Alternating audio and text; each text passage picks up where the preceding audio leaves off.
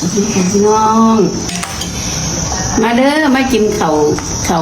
เที่ยงแรงน้ำกันดูไส้ก็เห็นงานพอกะมา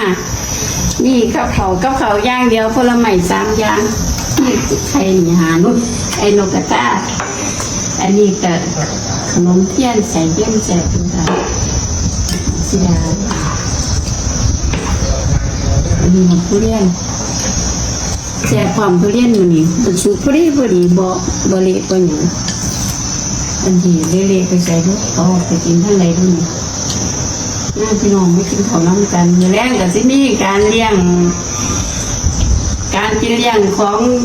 หมอลำแดนเซอร์ทุกคนค่ะมาพี่น้องมาเบิ่งหมอลำเด้อแรงตามพี่น้าน้อยดาวเหนือเพิ่นเด็กสิมาล่ำที่เบิ่งแรงนี่แหละงานของ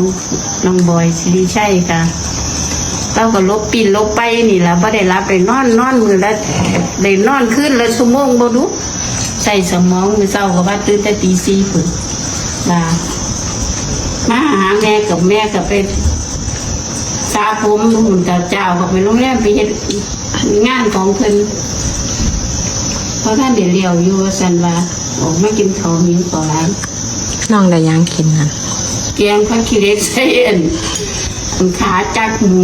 แม่เฮ็ดไว้ทานมื้อเช้านี่ก็บ่เช้าดอก3 โมงนี่แหละเนาะเอาไปออกมาถึงเฮ็ดกับเขาแล้วปลาสิทอดปลาเนี่ยก็มีแต่ปลาแข็งๆใช้ช่องปีด้วยบ่ได้ออกบ้านบ่ได้ออกจากโตปลาไก่ก็บ่เหมือนแต่บ้านไก่ต้องคือเช้าเขาก็มาเจอน้ำหมูนี่อยู่ในไก่เอามาจะมาอบให้ลูกกินนั่นแหละให้เขากินทำนั่นเรียนหน่อยเขาจะไปปิ้งขายสิซึ่งไม่ได้เตรียมของไงตากระใจช่องปิดแขนแกแดออกมาจากย่ามใดจะได้ถึงสิไม่พี่รองทั้งมือแรกว่าสิมีเรียงอยู่ก็เลยใจนึงคือว่าแม่ลูกสิบอกมากินข้าวคนนี้แล้วยากหลาย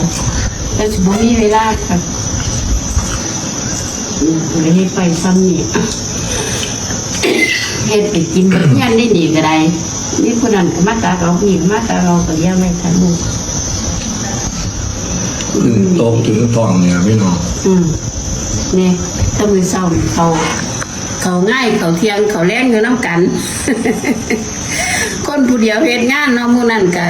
เฮ็ดกับยะคนส่งขอความมาว่าคือพอเห็นไหลโซนเนี่ยคือมีแค่ 2-3 มื้อปิดวงแล้วคือแล้วเลยว่าซั่นว่ามันเมื่อยพี่น้องเมื่อยแล้วยากทุกงานแล้วอยู่แล้ววันนั้นมีเวลาเฮ็ดได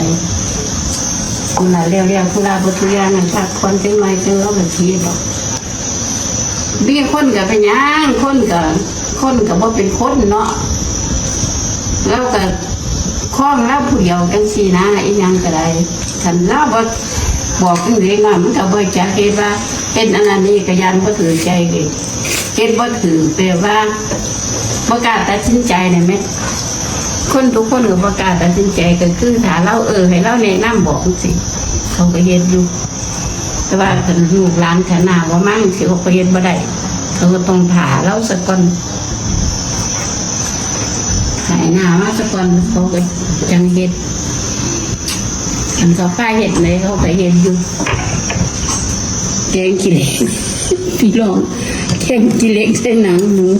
ใส่ขาเนี่ยแต่ตอนกิเลสหนังหมูกินไปแล้ว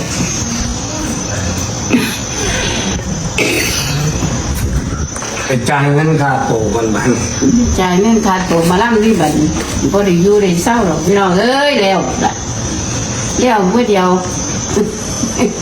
ที่ได้ทำน้ำอะไรกินหน่อยทำน้ำแดงแค่น้ำแดงกินเล็กนะทำน้ำแดงให้กินหน่อยจ้า